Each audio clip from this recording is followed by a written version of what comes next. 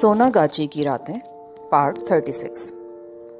शेरे के जहन ने हाईवे पर आते आते एक ऐसी तरकीब सोच ली जिस पर अमल करने से सांप भी मर जाता और लाठी भी ना टूटती। शेरा अपने लीडर जमान को हलाक नहीं करना चाहता था। जो गुड़ खाने से मर जाए उसे जहर देने की क्या जरूरत थी। तरकीब अच्छी थी, उस पर अमल किया जा सकता था। हाँ, अगर ये तरकीब किसी वजह से फेल हो जाती तो शेरे ने सोच रखा था कि वो अपनी नई जिंदगी की राह में रुकावट डालने वाले के कत्ल से भी गुरेज नहीं करेगा। माखन के डेरे पर वो 1.5 घंटे बाद पहुंचा। माखन ने उठकर शेरे को गले लगाया, उसकी बाहों में बाहें डालकर उसे अंदर ले गया और अपने आदमियों को खाना लाने का हुक्म दिया। दोनों दोस्तों ने खाना खाया। फिर माखन ने शेरे से पूछा, अब बता साईं, कैसे तकलीफ की मेरे डेरे पे आने की। शेरे ने माखन के सामने अपना दिल खोल कर रख दिया और कहा कि ये उसकी जिंदगी का आखिरी सुनहरी मौका है। उसके बाद शायद ऐसा मौका फिर कभी नहीं आएगा।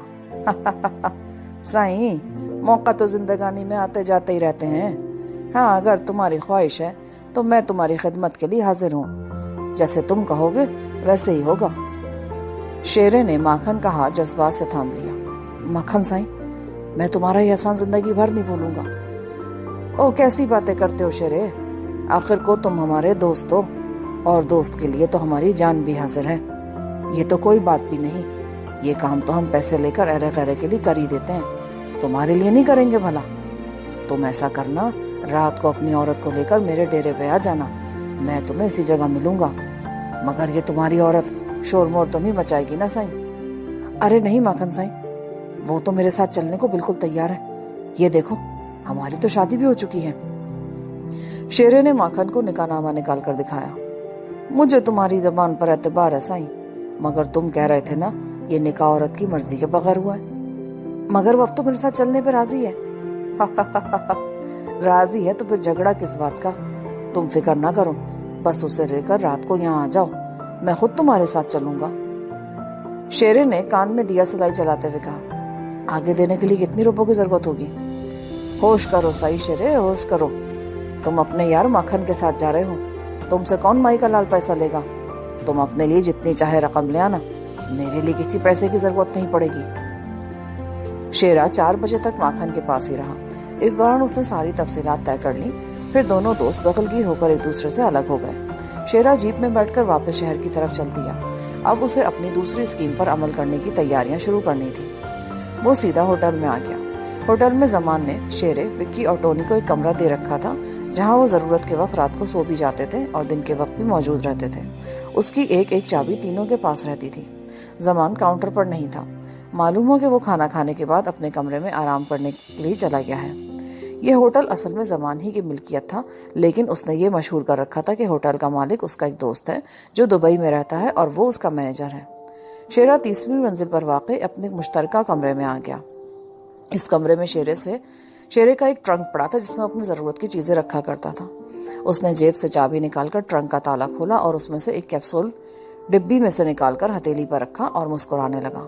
फिर उसने कैप्सूल को खोलकर उसका जर्द रंग का सफूफ कागज पर डाला और उसे गौर से देखने लगा। ऐसे ही एक कैप्सूल का आधे से भी कम सफूफ शेरे ने नजमी की चाय की प्याली में डाला था, जिसके 2 घूंट पीने के बाद वो बेहोश होकर गिर पड़ी थी। शेरे ने सफूफ को दोबारा कैप्सूल में बंद कर दिया और उसको अपनी जैकेट की अंदर वाली जेब में संभाल कर रखा और ट्रंक को ताला लगाकर पलंग पर लेट गया। वो उस मंजर को अपनी आंखों के सामने ले आया जो आज रात खुफिया कमीनगाह वाली बैरक में पेश आने वाला था। शेरे ने भरा हुआ पिस्तौल भी अपनी जेब में रख लिया था। उसे पहले बेहोशी का ज़ोदो असर सफूफ और अगर जरूरत पड़ी तो फिर पिस्तौल इस्तेमाल करना था। सिर्फ एक बात की उसे उलझन सी लगी थी कि कहीं नजमी अपना इरादा तब्दील न कर दे। फिर वो सोचने लगा कि ये लड़की जंजीर से बंधी कैद में पड़ी है।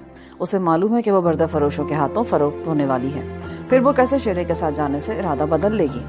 फिर भी शेरा कुछ देर पहले नजमी से मिल लेना चाहता था, मगर सूरत हाल ऐसी पैदा हो गई थी कि वो अब ऐन वक्त पर ही उसके पास जा सकता था। इसी उधेड़-बुन में वक्त गुजरता चला गया। शेरे को नींद बिल्कुल नहीं आ रही थी। बाहर दिन ढलने लगा तो शेरे ने आकर गुस्ल किया। अपने ट्रंक में पड़ी तमाम चीज़ों का जायजा लिया। उसमें उसने एक कंघी उठाकर अपनी जेब में रखी और ट्रंक को ताला लगा दिया। फिर अपनी जैकेट की जेबों को चेक किया। भरा हुआ पिस्तौल और कैप्सूल मौजूद था। उसके बटवे में सिर्फ 125 रुपए थे। उसे मजीद रुपयों की जरूरत थी, जिसके लिए उसे कराची ही में अपने एक और बुजुर्ग दोस्त के पास जाना था। कमरे को ताला लगाकर शेरा जीप में बैठा और अपने दोस्त की दुकान की तरफ चल पड़ा। उस बुजुर्ग दोस्त की ऐनकों की दुकान थी। शेरा उसके पास पैसे रखवाया करता था। उसके पास शेरे की 6000 रुपए की रकम जमा थी। وہ اس نے اپنے دوست سے لے کر رومال میں باندھ کر جیب میں رکھی اور واپس ہوٹل آ گیا۔ شام ہو رہی تھی۔ زمان ابھی تک کمرے سے باہر نہیں نکلا تھا۔ شیرے کو بے چینی لگی تھی۔ آج کی رات اس کی زندگی کی بڑی اہم رات تھی۔ اس رات نے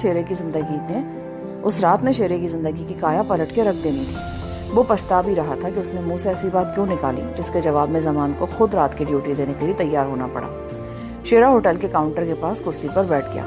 اگرچہ یہ ہوٹل ناموزوں جگہ پر تھا، پھر بھی یہاں مسافر آتے جاتے رہتے تھے۔ اس وقت بھی ایک مسافر اپنی بیوی اور 2 بچوں کے ساتھ سیڑھیاں چڑھ کر اپنے کمرے کی طرف جا رہا تھا۔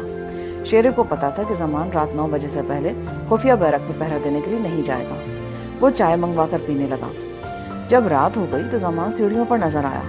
اس نے نیلی جینس اور اسی رنگ کی جیکٹ پہن رکھی تھی۔ وہ رات کی ڈیوٹی کے لیے تیار ہو کر آیا تھا۔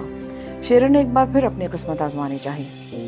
استاد، کیا تم واقعی رات کی ڈیوٹی دو گے؟ ارے میں تو مذاق کر رہا تھا یوں ہی۔ مجھے تمہارا مذاق بالکل پسند نہیں شیرے۔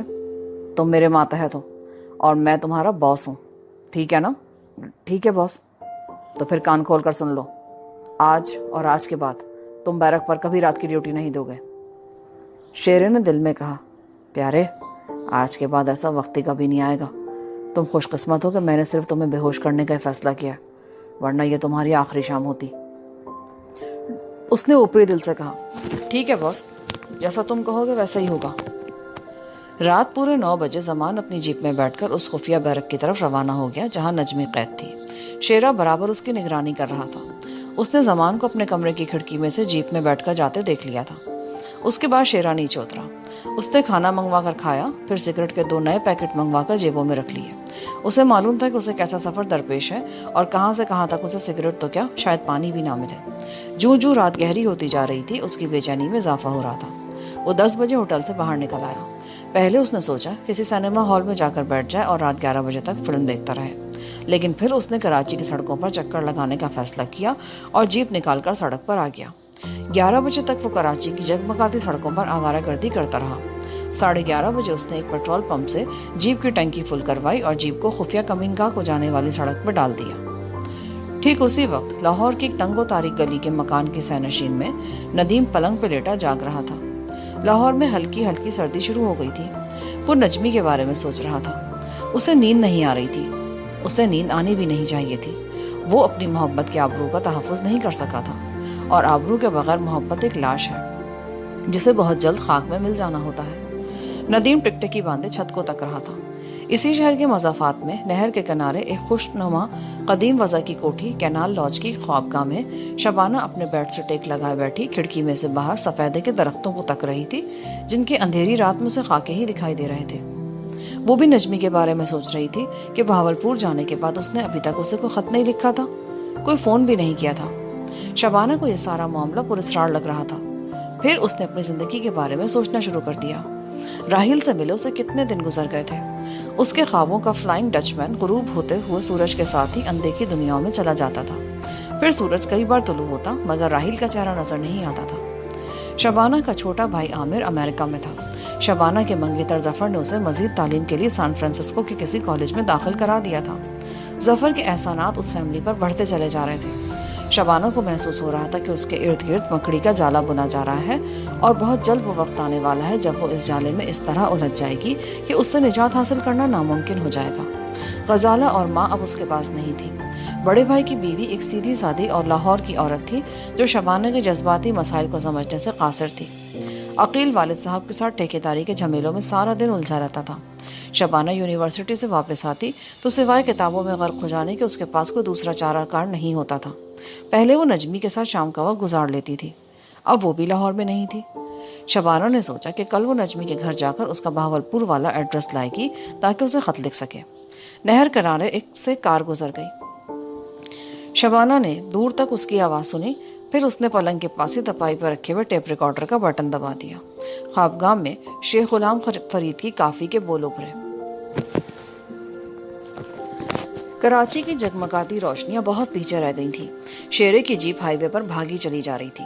نجمی کے ساتھ شادی کا نکاح نامہ، سگریٹ، پستول، 6,000 रुपए और बेहोशी का सफूफ। ये तमाम चीजें शेरे की खद्दर की सदरी में थी जो उसने कमीज के नीचे पहन रखी थी। रास्ते में सिगरेट और पिस्तौल उसने निकालकर अपनी कमीज के ऊपर पहनी हुई बास्केट की जेबों में रख लिए। अगरचे निकाहनामे पर धोखे से नजमी के दस्तखत कराए गए थे, मगर शेरा नजमी के साथ एक नई और शरीफाना जिंदगी शुरू करना चाहता था। यहाँ पर पार्ट 36 का अख्तिताम होता है। मजीद रिकॉर्डिंग के लिए पार्ट 37 समाप्त करता है।